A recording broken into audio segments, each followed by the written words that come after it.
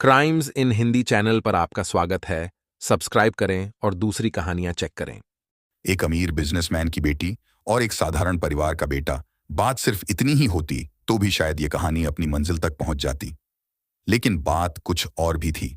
लड़की का नाम प्रियंका तोड़ी और लड़के का नाम था रिजवान उर रहमान। 23 साल की प्रियंका तोड़ी लक्स कोजी के मालिक अशोक तोड़ी की बेटी थी और रिजवान उर रहमान उस वक्त एक डिजाइनिंग इंस्टीट्यूट में ग्राफिक्स पढ़ाने वाला टीचर।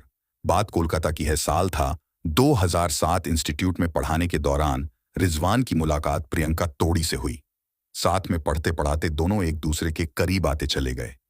फिर एक वक्त ऐसा आया कि दोनों ने शादी करने का फैसला कर लिया।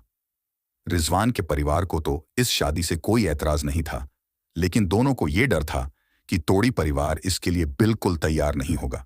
जब प्रियंका और रिजवान को कोई और रास्ता नहीं सूझा तो दोनों ने 18 अगस्त 2007 को चुपके से शादी कर ली।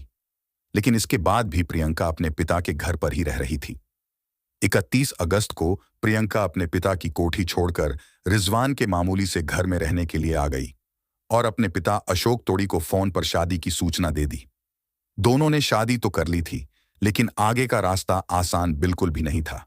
अब दोनों को यह समझ में आ चुका था कि अशोक तोड़ी उन्हें अलग करने के लिए किसी भी हद तक जा सकते हैं।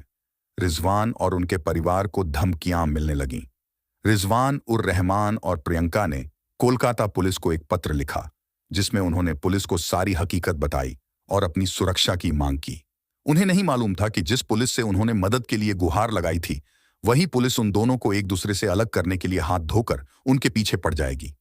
दोनों को कई बार थाने बुलाया गया। रिजवान पर पत्नी प्रियंका से अलग हो जाने के लिए दबाव बनाया जाने लगा। दोनों अलग होने के लिए तैयार न थे, किसी भी कीमत पर नहीं। कुछ मीडिया रिपोर्ट्स में कहा गया था कि रिजवान उर रहमान धर्म परिवर्तन के लिए तैयार थे, इस शर्त पर कि इसके बाद उन्हें शांति से एक दूसरे के साथ रहने दिया जाए। 7 सितंबर को अशोक तोड़ी के भाई प्रदीप तोड़ी ने पुलिस कमिश्नर प्रसून मुखर्जी से मुलाकात की। इसके बाद तोड़ी परिवार की ओर से डीसीपी अजय कुमार को एक आवेदन दिया गया, जिसमें आरोप लगाया गया था कि प्रियंका को रिजवान ने जबरन अपने घर में रखा हुआ है। इसके बाद डीसीपी अजय कुमार ने रिजवान को धमकाया था कि गिरफ्तार नहीं होना चाहते हो तो प्रियंका को 1 हफ्ते के लिए उनके पिता के घर भेज दें। 8 सितंबर को प्रियंका तोड़ी को यह खबर दी गई कि उनके पिता अशोक तोड़ी बीमार हैं और प्रियंका से मिलना चाहते हैं। अशोक तोड़ी के रिश्तेदार अनिल सरावगी ने रिजवान और प्रियंका को इस बात का भरोसा दिया कि वो प्रियंका को 1 हफ्ते के बाद वापस भेज देंगे, लेकिन ऐसा हुआ नहीं। प्रियंका को एक षड्यंत्र के तहत पिता के बीमार होने की खबर देकर घर बुलाया गया था। उन्हें 1 हफ्ते बाद वापस लौटना था, लेकिन वो वापस नहीं आई। प्रियंका को रिजवान से बात करने की इजाजत नहीं थी। दोनों की आखिरी बात 11 सितंबर को हुई थी। इसके बाद रिजवान उर रहमान ने प्रियंका की आवाज फिर कभी नहीं सुनी। 21 सितंबर 2007 को रिजवान की मौत एक खबर बन गई। उनको अपने प्रेम का मूल्य प्राण देकर चुकाना पड़ा। उनका शव कोलकाता में ही रेल की पटरियों के पास मिला। सिर के पिछले हिस्से में एक गहरा घाव था। रहस्यमयी परिस्थितियों में हुई उनकी मौत से उन्हें जानने वाले सभी लोग सन्न थे। पुलिस ने कहा कि यह आत्महत्या का मामला है। तोड़ी परिवार से पुलिस के घालमेल की खबरें मीडिया में चलने लगीं। मामले ने तूल पकड़ा। कैंडल मार्च से शुरू हुए विरोध प्रदर्शन ने हिंसा का रूप ले लिया। पत्थरबाजी शुरू हुई। पुलिस की गाड़ी भी फूंक दी गई। कुछ पुलिस वाले घायल भी हुए। मुख्यमंत्री बुद्धदेव भट्टाचार्य रिजवान उर रहमान के परिवार से मिलने गए तो उन्हें भी भीड़ के विरोध का सामना करना पड़ा। मामला हाई कोर्ट पहुंचा। रिजवान की मां किश्वर जहां का कहना था कि उनके बेटे रिजवान की हत्या हुई है। कोलकाता हाई कोर्ट ने सीबीआई को जांच का आदेश दिया।